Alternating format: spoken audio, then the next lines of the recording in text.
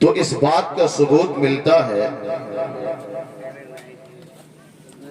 کہ ہماری آمد اپنی مرضی کی نہیں ہے۔ آپ اپنی مرضی سے آئے ہو؟ نہیں نا؟ اپنی مرضی سے آپ آئے نہیں آئے۔ تھوڑی دیر سننا مگر غور سے سننا، اپنی مرضی سے ہم آئے نہیں۔ اگر ہم چاہتے کہ 2000 سن میں پیدا نہ ہو بلکہ 1000 سن میں پیدا ہو جائے تو چاہ کے بھی ہم نہیں آ سکتے تھے۔ ہمارے جناب ببلو خان صاحب جو اپنے بچی کے عقیقی کی تقریب رکھے ہوئے ہیں، یہ چاہ لیتے کہ آج سے 50 سال پہلے میرا بیٹا پیدا ہوا ہوتا۔ امپوسیبل ہے، پوسیبل نہیں۔ کوئی بھی انسان، چاہے وہ ہم ہو چاہے وہ آپ، باپ آدم سے لے کر کے قیامت تک کوئی بھی انسان یہ نہیں چاہ سکتا کہ میں اپنی مرضی سے پیدا ہو جاؤں۔ ہم سے پہلے بہت آئے مگر ہم نہیں تھے، اب ہم ہیں تو آنے والے جو 100-200 سال پہلے آئے چلے گئے، اور ہمارے بعد جو پیدا ہوں گے وہ اس وقت نہیں۔ یعنی ہماری آمد اپنی مرضی سے نہیں ہے، رب نے جسے جب چاہا پیدا کیا۔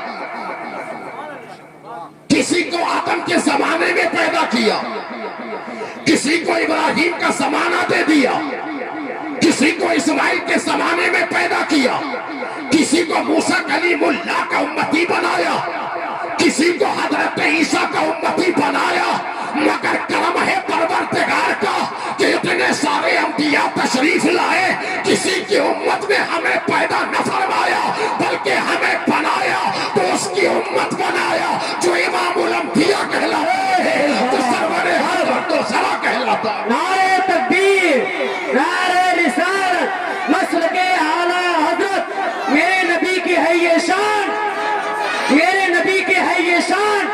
نعرہ تکبیر، نعرہ رسالت۔ رب چاہتا پہلے بھی پیدا فرما دیتا مگر اس میں ہماری چاہت نہیں تھی، اور ہماری چاہت کی بنیاد پہ ہم یہ نہیں سوچ سکتے اور ہم یہ نہیں کر سکتے۔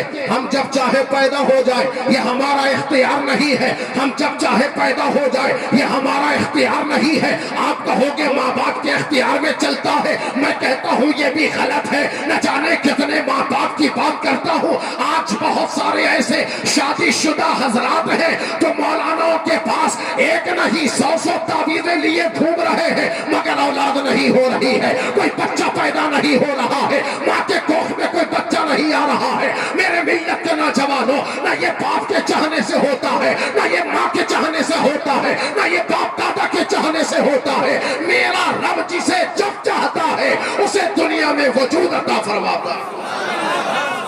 بات پرفیکٹ ہے، بات پرفیکٹ ہے۔ اب آؤ، یہ تو بات ہو گئی ہماری آمد کی۔ اب ہماری جو یہاں سے روانگی ہے یہ روانگی بھی اپنی مرضی پہ نہیں۔ پیدا تو ہو گئے مگر اپنی مرضی سے نہیں مر سکتے۔ پھانسی لگا لو، رب کی مرضی نہ ہو تو نہیں مرو گے۔ آگ میں کود جاؤ، رب کی مرضی نہ ہوگی تو نارے نمرود گلزار بن جائے۔ جھوم کے بولو سبحان اللہ۔ چاہے دریا میں چلے جاؤ، دریائے نیل بھی ہو، رب کی مرضی نہ ہو تو موسیٰ اپنی فوج کے ساتھ دریا کے پار نکل جائے۔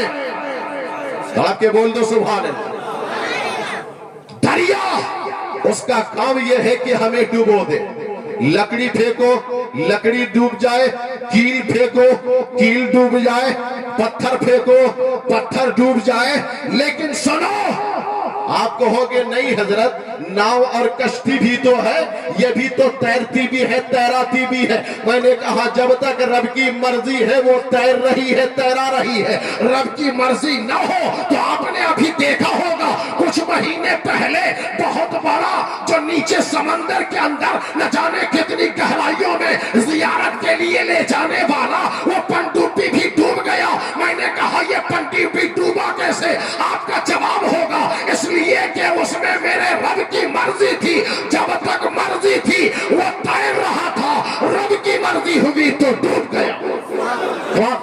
رب کے بولو سبحان اللہ، اور جم کے بولو سبحان اللہ۔ تو پانی پہ تیرنا ہے نا، اگر ہم تیر بھی رہے ہیں پانی ڈبا دے رب کی مرضی ہے، پانی تیرا دے یہ بھی رب کی مرضی ہے، جنید بغدادی مسلح پہ بیٹھا لے رب کی مرضی ہے کہ جنید بھی تیرے، ان کے ساتھ بیٹھنے والا بھی تیرے، جب تک میرے رب کی مرضی ہے وہ جنید بھی تیر رہے ہیں اور جنید کے چاہنے والے بھی تیر رہے ہیں، لیکن میری رب کی مرضی نہ ہو تو یقین جانو تم زمین کے اوپر رہو تو بھی موت آنی ہے، پانی کے قابوش پر رہو تب بھی تمہیں موت آنی ہے، تم کشتی پر سوار رہو تب بھی تجھے موت آنی ہے، ہوائی جہاز پہ پرواز کرو تب بھی تجھے موت آنی ہے۔ تو پتہ یہ چلا ہماری موت بھی ہماری مرضی کے بغیر ہے نا۔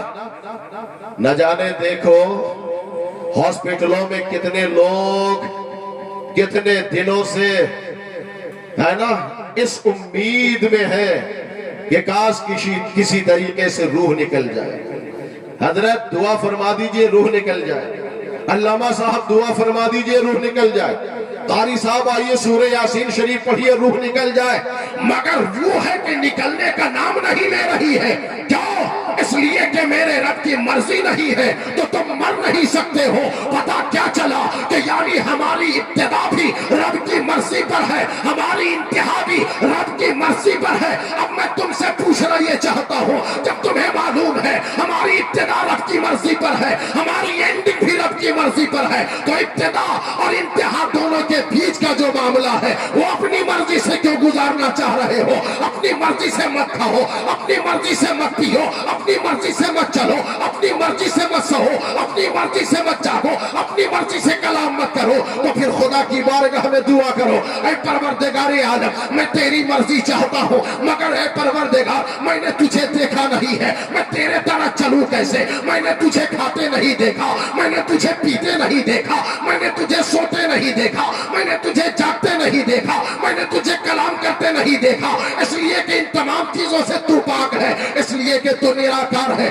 اس لیے کہ تو پہ نراکار ہے، اس لیے کہ جسم و جسمانیات سے پاک ہے۔ کھاتا وہ ہے جو جسم والا ہوتا ہے، پیتا وہ ہے جو جسم والا ہوتا ہے، لیکن مولا ہم تیری مرضی کے مطابق کھائیں گے، ہم تیری مرضی کے مطابق پیئیں گے، ہم تیری مرضی کے مطابق سوئیں گے، ہم تیری مرضی کے مطابق جاگیں گے، ہم تیری مرضی کے مطابق چلیں گے۔ اب اس کے لیے کیا کرنا ہوگا؟ تو رب کا کرم دیکھو، اپنا مقدس دھرم دیکھو، میرے پروردگار نے ہماری زندگی کو آسان فرمانے کے لیے اپنے حبیب پاک صاحب لولاک کو اس دنیا میں بھیج دیا اور ارشاد فرما دیا من یطع الرسول فقد اطاع اللہ، جس نے میرے حبیب کی اطاعت کر لی گویا اس نے اپنے رب کی اطاعت فرمائی۔